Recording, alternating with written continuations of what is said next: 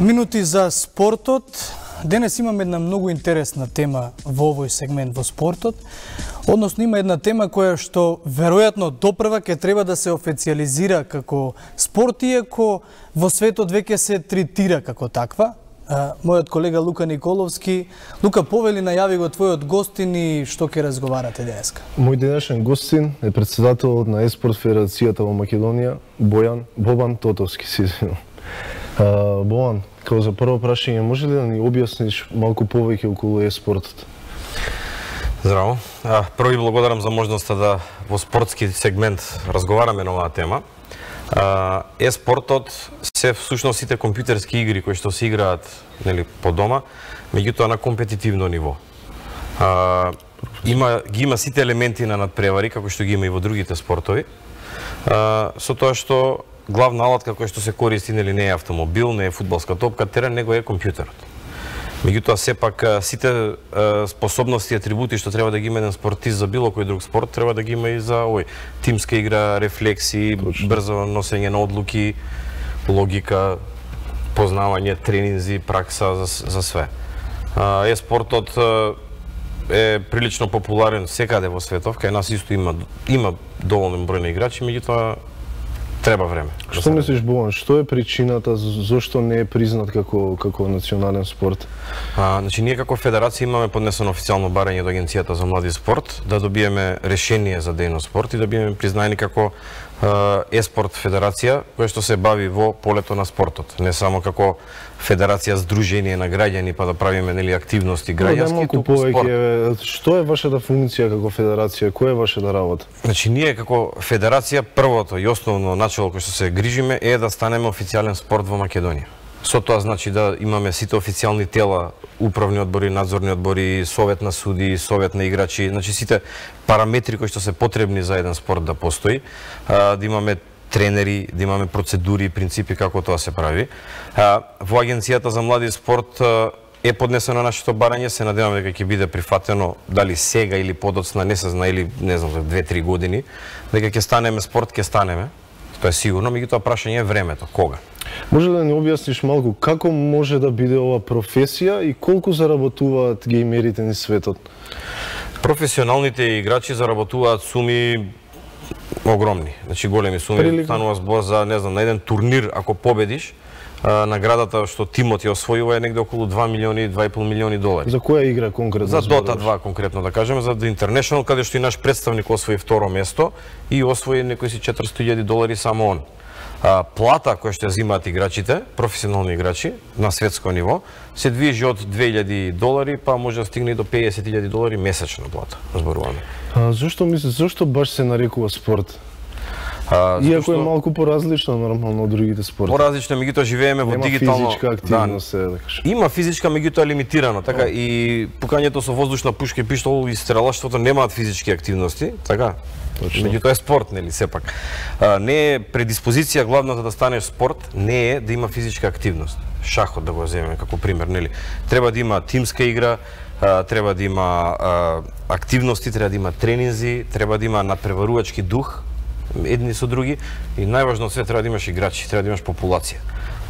Во ова дигитално време во кое што постоиме и функционираме, нашите играчи, гледачи и све, тоа се луѓе кои што се родени во оваа дигитална ера и кои што постојано се на компјутер, како алатка и за работа и за играње. Кажи ми, добро знаеме дека е доста популаризиран како спорт сегде низ светот. Кои од државите би можел да ги спомнеш каде веќе е национален спорт? Еве, може да почнеме од Србија. Србија не е национален спорт, меѓутоа име на листата на спортови. Таму има две федерации во моментов и сега нели законски процедурално се гледа која федерација ќе биде таа што ќе биде главната федерација која што ќе се грижи за ова. Најблиска држава и сродна до нас и лесно за разбирање која што го има признаено како спорт е Русија. Значи, да не одиме понатака, кога во Русија може да биде признато како спорт, нема никакви пречки тоа да се деси во Македонија. Мислам дека во Јужна Кореја е најзастапен. Во Јужна Кореја, да, меѓутоа зборам за сродниве држави, значи Јужна Кореја е национален спорт. Значи, меѓународната еспорт федерација каде што ние како федерација членуваме, седиштето е во Кореја. Сите трошоци на таа федерација ги покрива државата Кореја. бидејќи го знае значењето на спортот како спорт. Дури има играчи таму што веќе, да речем, се пензионираат на некој начин и можат и пензија да си зимаат. Тие се едни од најпопуларните звезди, мислам. Америка дава визи, и спорт етлит виза. Постои во америчка амбасада кога аплицираш за виза, постои можност да аплицираш за виза за спортист. Кажи ми, Богдан, според тебе, што е потребно за да се стане добар играч? Желба, тренинг, Време. Време добро, време треба секогаш, меѓутоа желба треба да имаш за тоа да го работиш, тренинг, талентот е, меѓутоа како и во сите спортови не е се од до талентот. Ти можеш да си најталентиран како, не знам, Џоковиќ, меѓутоа ако немаш у моментот склоп на околности да успееш, не можеш да успееш. Сигурно често правите истражувања. Која е најпопуларната игра моментално во светот? Која игра највеќе се игра? Има, знаеш, игрите се делат, да речеме, на некои што се компетитивни и кои што можеме да ги ставиме во како дисциплини во категорија на спортот, и има игри кои што се играат, да речеме, за забава повеќе. Има турнири, меѓутоа не се на тоа ниво на спорт. Overwatch игра која што доста доби на популарност, Fortnite е у последно време исто многу популарна, а најстандардни, најкласични се League of Legends, Dota 2 и Counter-Strike. Тие се трите кои што се најзастапени. Кажи ми, колку лайв стримингот помага за промоција на геймингот? Па лайв стримингот е, конкретно да да речем, кажеме за Twitch, е најпопуларната платформа за... Една од главните алатки за популаризација и гледање на спортот е токму онлайн гледањето и Twitch и стримерите кои што гледаат. Така да мислам дека без тоа немаше да биде оваа популарност. Бројките на гледачи ги гледаш инстантно. Сега не знам кај вас во телевизија сигурно е многу потешко да знаеш колку луѓе во моментов сега не гледат. Меѓутоа ако сме сега на Twitch и лайв, одма гледаш точно колку юник viewers имаш на ова. Спортот има, значи финалето го имаат гледано преку 60 милиони луѓе на The International. Господине, тоа е огромна бројка. Извинете ако смеам да... Секако. Јас не играм некој од овие новиве популарни игри. Добро. И кога имам слободно време, заглавен сум на она најстаро на што го знам, Counter-Strike, и тоа многу ретко.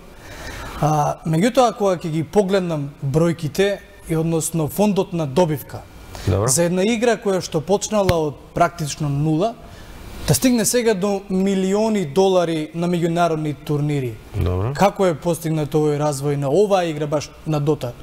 Дота или Counter? На Дота, Counter има толкави фондови. И за Counter има, да. И за League of Legends има. Имаш Intel Extreme Masters, кај што исто наградите се милиони. Значи, тоа се трите најпопуларни игри, кај што сите има огромни фондови.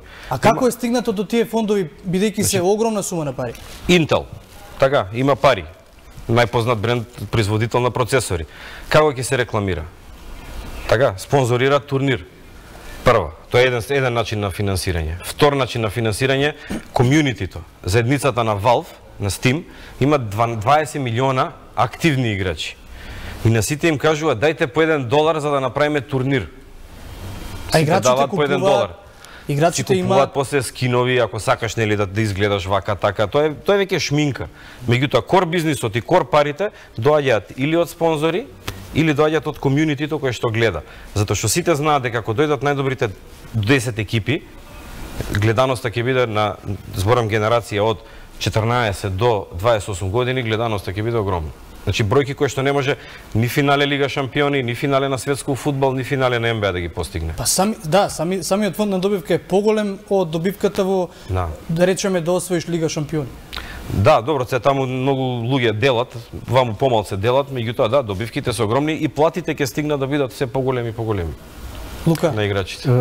Предходно ми спомена за еден играч кој, ако не се лажам, второ место на Дота турнирот? Да, Сакса, Мартин Сазов Сакса, наш играч македонец кој што играше за амерички тим, за Digital Chaos. Може ли да не напоменеш некои други играчи што исто така се популарни на светот, да се наши македонци? Па во моментов најпопуларен е Нено, Анел Чековиќ, кој што преку нашата федерација има отидено на 3-4 турнири да не представува како држава во Америка и во Кина. Детето моментално игра за српски тим. Мешан состав се. Која е причината зашто игра за српски? Во Македонија нема. Во Македонија за жал нема тимови и нема фирми кои што се уште се спремни да финансираат.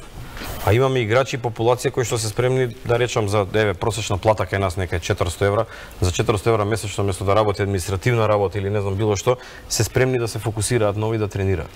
Само тоа е, нели, време треба за да се деси тоа. Кажи ми, кој е твојот совет за сите активни играчи и за оние аматери кои сакаат да станат професионалци еден ден? Повеќе тренинг и обавезна комбинација од еспорт, гейминг и физичка активност. Затоа што без физичка активност не можеш да бидеш добар. Сите зборат седиш пред компјутер, се дебелееме, ова правиме, она правиме. Меѓутоа не е точно. Кога погледнете најдобрите тимови, сите од нив се фит, затоа што мора да тренираат, затоа што им треба време. Тие сати полони кога играат на компјутер, тоа е, не знам, исцрпувачки исто како и формула кога возиш.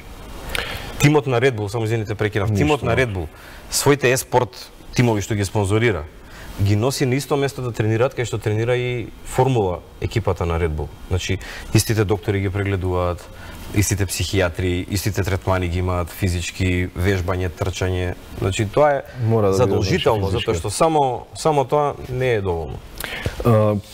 Како за крај, кажи ми кои се вашите планови за во иднина и кои надпреварувања следат? Моментално имаме пријавувањето е активно за нашата лига. Тоа трае до? Иако не сме до 30 до понеделник, иако не сме официјално признаени, ние сепак процедурата ја работиме веќе 3 години, трета година ова како организираме професионална еспорт лига каде што се пријавуваат тимови и се надпреваруваат секоја сабота и недела, буквално исто како и во другите спортови.